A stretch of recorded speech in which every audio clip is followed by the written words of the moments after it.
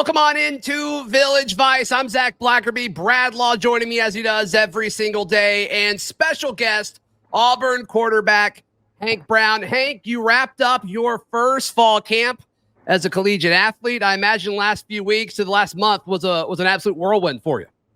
It was awesome. It was definitely a lot. I learned a ton from it, and it was a grind for sure. But it's definitely good being on the other side of it and knowing that it paid off for sure for our team, as well as me. And so it was good first fall camp. How were you prepared for fall camp, Hank? I mean, what sort of preparation mentally? Obviously, we know you're physically prepared, but what were the expectations that were set for fall camp, and then what was the experience actually like relative to those expectations? Yeah, so the expectations going into it, definitely you can't get left behind in fall camp. Obviously, it gets going and it's fast. Peyton actually helped me out a little bit. He was telling me, he's like, I didn't really understand that. Obviously, I didn't know. I haven't had experience with it. He was like, you got to know the playbook front and back before you get to fall camp, because there's not much. There's a ton of learning in fall camp, but like you don't have time for all the extra learning and catching up, the new stuff that they're going to be putting in. You got to be able to spend time on that, not on the old stuff. And so having him tell me that definitely helped, just me being able to just really study, like you were saying, mentally, and getting my headspace right for fall camp, because physically they had us right where they wanted us, preparing us all summer for that. So that really helped. And then obviously in fall camp, there was a lot of more toll on our bodies. Obviously, we were doing a ton of stuff. For quarterbacks, it's a little bit different than the rest of the team. I'd say it takes more toll on our minds than it does our bodies, even though it's long days, very tiring.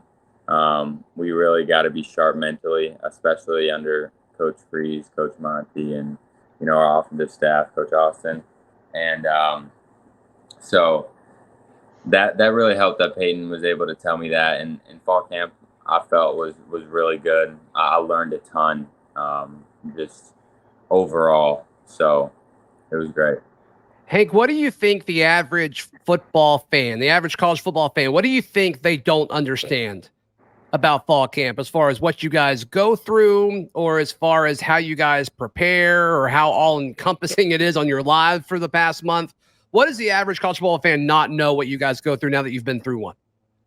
Yeah, I think that, most college football fans know that fall camp is hard. It's tiring. I don't think they understand to the extent of how tiring it really is. Like, you're truly there all day. Like, I am there from like 6:30 in the morning to 8 at night for 14 days.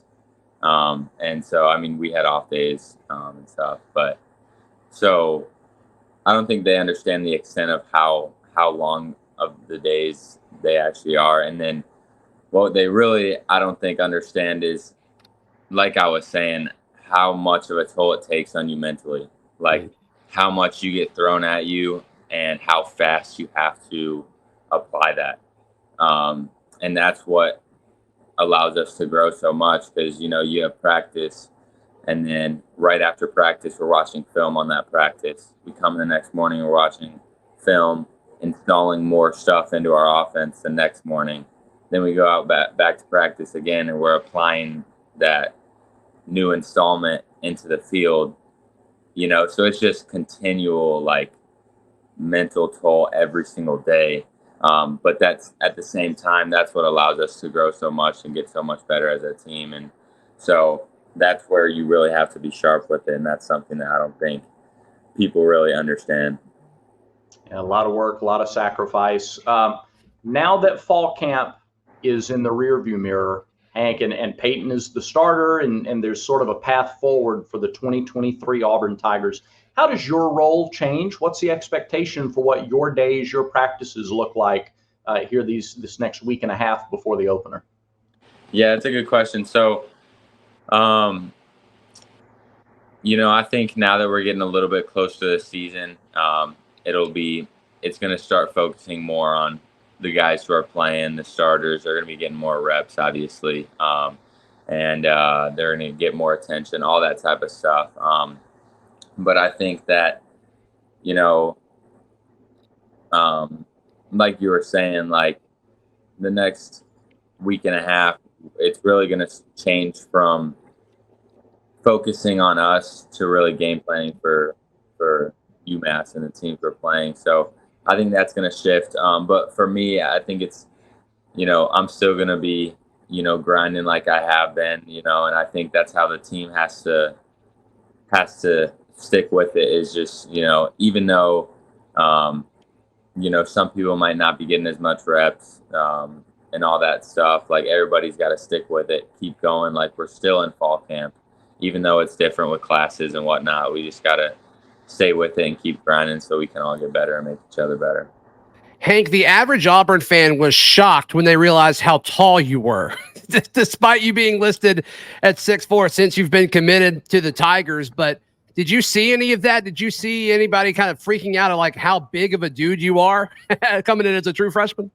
Yes, sir. I know what you're saying. A lot of people didn't really realize how tall I was. And it's been funny to see some of the people's reactions, just, me being taller than some of the other guys. So, yeah. Hank, what was your best game in high school? You had a prolific high school career in Nashville, played for Trent Dilfer there at Lipscomb Academy. Do you have a game that stands out to you as your number one high school game? Yeah, I would probably have to go with we were playing our rivals, CPA. Rub it in, Hank. And we went to their place, and we started off the game down 14-0. And for us last year, that really wasn't normal at all. Like, we were used to blowing teams out, and like they returned 2 kickoffs at the beginning of the game to make it 14-0. And so wow. After that, it was kind of a challenge for me and the rest of our offense, because we really hadn't been put in that situation much that season. And this was more towards the end of our season. And that's where I feel like that game I was able to take over and dominate, and we ended up winning 48-21. So I'd say that was probably my best game for sure. 48-21 after starting down 14-0. That's quite the turn for you guys. Yes, no question about it. Hank, as far as, okay, you look ahead to the season now, and you talked about what your role in practice will probably be moving forward. Is there a game on this schedule that you're kind of looking at and saying like, man, I can't wait to be a part of this team when this game happens? Yeah. This might be a very common answer, but I haven't been able to see an Iron Bowl in person. So I think that game is going to be one that I'm very excited for. And I think, everybody counts us out. And I think that there's not a game this year that we should be counted out of. I think we have a great team and a great staff that every game is we're going to compete. So I'm excited to watch that one. What's the best piece of advice or individual coaching that you've gotten so far since you got to Auburn from either Coach Freeze or Coach Montgomery? I would say, that's a good question. I would say one thing that honestly the both of them are on the same page with, and piece of advice that they have given me, and have given really the rest of the offense, because it's more of an offensive thing. It's a defensive thing too, but just really they've emphasized playing the next play. Like no matter what happens, if you make a mistake on the last play, move on. And that's something that, Coach Freeze is big on mental toughness. And obviously as a quarterback especially, you have to be mentally tough. And when you make a mistake, everybody makes mistakes. Like it's going to happen. You have to be able to move on and let it go and just play the next play. So that's one of the biggest things that I've worked on, and I think it's a big part, especially for quarterbacks. Yeah. Hank, last question, and we'll let you go. Appreciate your time as always, but you committed to Hugh Freeze twice, right? You committed to him when he was at Liberty, then you committed to him obviously when he took over at Auburn, and now you've played for him during a fall camp. Is it the same coach? I mean, we've heard stories about, guys being recruited, and then once they get on campus, it's like, oh my gosh, you see a different side of them. What version of Hugh Freeze have you seen so far? Is it the same guy that you committed to twice? Yes, sir. That's a good question. So, funny story, actually. Before I was when I was committed to Liberty, I would train with Malik Willis. Got to train with him a few times, and he actually told me, he was like, Coach Freeze is a different person, recruiting versus actually playing for him, and not in a bad way. Just like he's gonna help you, but he's gonna get on you. Like, he's gonna make you better, and you have to be able to withstand that. And so, I've seen that. I haven't seen the full extent to, I think, what Malik is talking about. But I've always stood on the fact that Coach Freeze is such an authentic guy, and he stands by what he says, and that's how he lives his life. And so I since being here, it's not been super different. Like, he's still the same amazing guy, everything he talks about, but there's a little switch that flips when you get on the field with him. He will get on you and he'll get after you. But it makes us better. So sounds like a good thing. For sure. Hank, thank you so much for your time once again, and hopefully we'll have you on again soon. Awesome. Appreciate y'all. That is Auburn quarterback Hank Brown hanging out with us. Bright young kid, Brad. Yeah. Excited to see what his future here is at Auburn. No question he's a quarterback, right? That is through and through. He speaks with authority, and that's really good. Auburn is in good shape, and that quarterback room has a lot of solid young men in it, and Hank represents that well.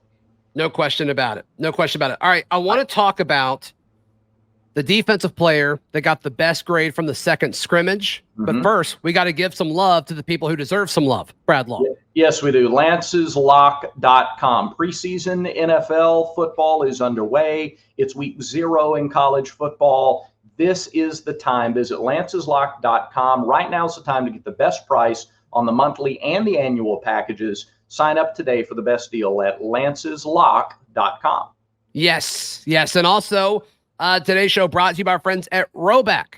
Rhoback.com is where you can get top-of-the-line golf gear, as well as hoodies and other fancy schmancy apparel. It's all very comfortable. It all looks very good. Head over to Rhoback.com. That's spelled RHOBACK.com, and use promo code TNR20 at checkout to get 20% off and free shipping on that first order. TNR20 at Rhoback.com for 20% off your order. I'll tell you this. Don't you wish you had some Rhoback today if you're going out to play golf and it's 100 degrees and feels like 110 out there? You better have your Rhoback today. So I'm going to the Open Championship on Thursday, and I don't know if it's going to be here in time. But nice flex, by the way. That was solid flex. It wasn't as big as Hank flexing on beating his rivals, but that's fine. That's fine. We saw what he was doing. It sounds like Elijah McAllister had the highest grade of the entire defense from Saturday's scrimmage, which I think is encouraging, because that's a guy that, one, I wasn't as high on in regards to like rushing the passer from that jack linebacker position. I just don't think that's what Elijah McAllister's strength is. And we heard that Jalen McLeod was kind of the jack linebacker that was going full steam ahead as far as hype goes at that position. But Elijah McAllister says, no. I've got 1,000 snaps under my belt from what I did at Vanderbilt, and I'm able to transfer it at a higher level here at Auburn. And in the second scrimmage, where it kind of felt like it was a little bit of a moving day situation, a separation type situation in regards to, who's in the 2 deep in the depth chart. Hats off to Elijah McAllister. Sounds like he had a great day. Particularly, too, with Jalen not at full strength and able to go. And Coach Freeze talked about those injuries in his press conference Saturday. Whether it's a case where Jalen is starting and he just needs a break, or if there's an injury to anybody else at that jack position, having Elijah be able to produce consistently, do what he's supposed to do, be where he's supposed to be, make plays. It's great for the depth. It's great for the success of the Auburn defense. That was very encouraging. Well, and I think it makes more sense to start McAllister, have Mhm. McAllister on early downs, and have McLeod on the field. And anytime it's 3rd and 3 or longer on 3rd down. To me, I think that's what's more important. Get those valuable reps and snaps from McLeod in passing down situations, just because I think he's by far, Brad, the best pass rusher on this defense. And I could be wrong, but I don't know who else it would be if it's not him. Yeah. Well, and depth is so critical. We all you have to do is look at last year's team with Colby Wooden and with Derek Hall and what they were able to do over the last 2/3 of the season. But you think about the loss of Eku Leota and what the defense was doing earlier in the year with Eku in the lineup. So the more guys you have to play situational football defensively or just to be productive along the front, the more chance you have. Yeah, and it's still a thin room, right? I mean, you're talking about since they moved Keldrick to defensive end. I mean, you're looking at those 3 transfers that they've got right there. Jalen McLeod, Elijah McAllister, and Steven Sings, the transfer from Liberty. And it's like if something happens to one of those guys, like that room, I mean, you're going to have to probably move Keldrick back from defensive end over to Jack, I would guess would be the first move. I can't imagine anybody in the linebacker room moving over to Jack. Maybe Cam Riley, but we haven't really seen that. So I think he's got the skill set, but we haven't seen him do that. So no, you're right. I think Keldrick's the only kind of interchangeable piece in that formula. Yep. Speaking of Keldrick, his little brother, committing to Auburn Tigers, kind of psyched people out. He put on the Alabama hat and he said, no. And he went over and got the Auburn when he had an Auburn shirt under his jacket. But pretty cool. If there's a pair of brothers you want to get, the Falk brothers, they've got some good genetics. I don't think there's any question about it. How good is that Highland Home program, or good is that Highland Home team?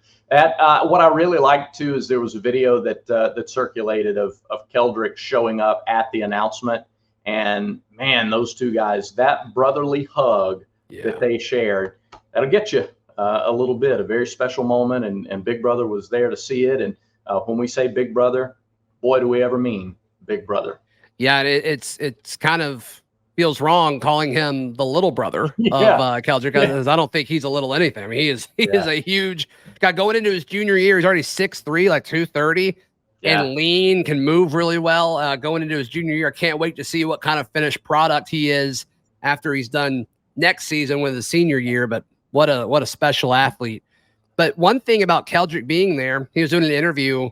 I forget what news station it was with, but the anchor, the reporter, asked him, like, hey, did you help Coach Freeze recruit your brother, J. And he said, no. I'm sorry, Caleb, excuse me. And they said, no, not really, because I didn't want to put any kind of pressure on him. And just the maturity of an 18-year-old doing that, there's no way in the world I would have done that when I was 18. There's no way ever. Yeah. Keldrick knows what it's like firsthand I mean, he's been through it, and there's pressure. There's pressure even from people who aren't really intending to apply pressure. It's there. There's enough inherent pressure. So it's great for JJ that he had an older brother who had gone through it and sort of knew when there's a time for everything. It's kind of what Hank Brown was talking about Coach Freeze being a little different in recruiting than in practice. There's a time for everything. There's a time to push and a time to pull back a little bit. And no, that was a great moment. And by the way, another win for Auburn on the recruiting trail. What we've seen over the last few weeks is no program will win every recruiting battle. You just won't land every guy that you want to land. 1A isn't coming 25 out of 25 times, but you win your fair share.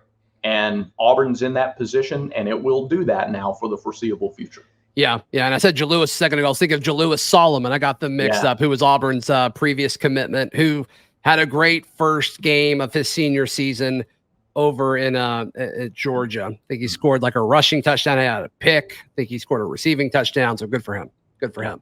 But yeah, you're certainly right, because I think now that Auburn fans have like, oh, we're in these recruiting battles, these high-end recruiting battles more.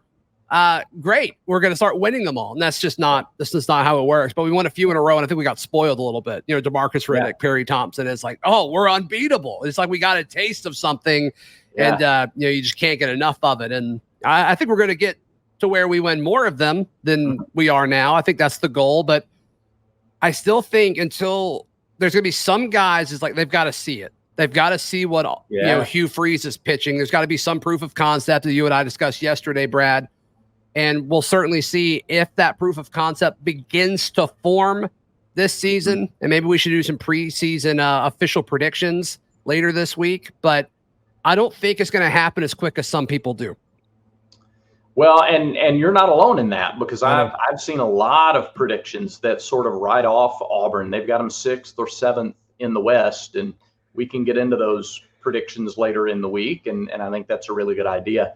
I just don't see that. I see the floor not being as low. I see the ceiling being higher for this team than a lot of the national people do. So either I've got either you and I have a closer look than some of those national people, or we're blinded a little bit by fandom. I don't know. Maybe it's somewhere in the middle. Yeah, it probably is somewhere in the middle. We'll see. Follow Brad Law on socials at AU Brad Law, because Brad, what is it you say? Everybody has a vice. Everybody's got vices, Zach. We just hope Village Vice is one of yours. That's right. That's right. And my name's Zach Blackerby. You can follow me on socials at Z Blackerby. Until next time, this has been Village Vice.